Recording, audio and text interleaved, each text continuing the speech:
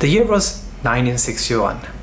Muhammad Zahir Shah, the king of Afghanistan at the time, decided to go on a hunting trip in the Takhar province of Afghanistan.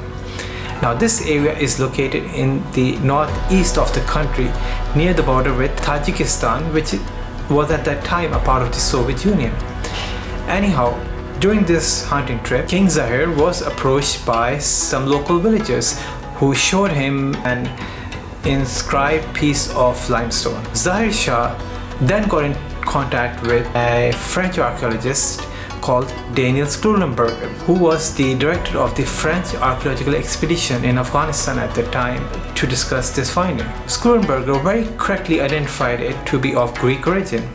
A few years later, in 1964, a team of French archaeologists began working on the site, and they worked there for many years to unearth a remarkable Greek city in this far-off corner of Afghanistan. Ai-Khanoum lies in the confluence of the Amur area and the Kokcha River. It is located in an area which was once known as Bactria, a province of Persia which was conquered by Alexander the Great. We don't know exactly the origins of the city, but it is believed to have been established around 300 BC by the successors of Alexander the Great a few decades after his death. Its name is derived from the Uzbek words Ai, which mean moon, and Khanoom, which means woman. So it means lady moon.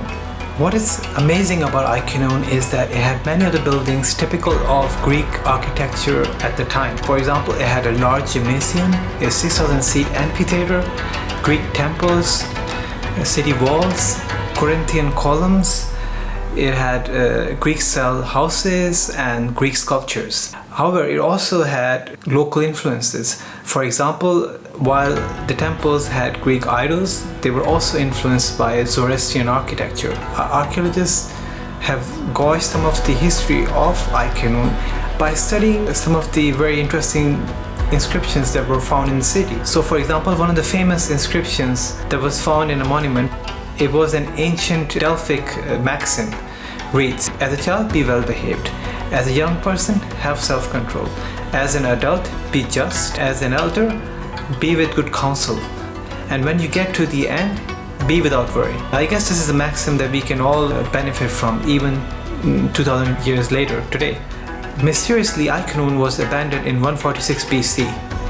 We don't know exactly what happened, but one of the popular theories is that nomads might have invaded the city and the local Greeks might have fled to India. Sadly, following the Soviet invasion of Afghanistan in 1979, the city also fell victim to the conflict that gripped the country, and the site was badly plundered.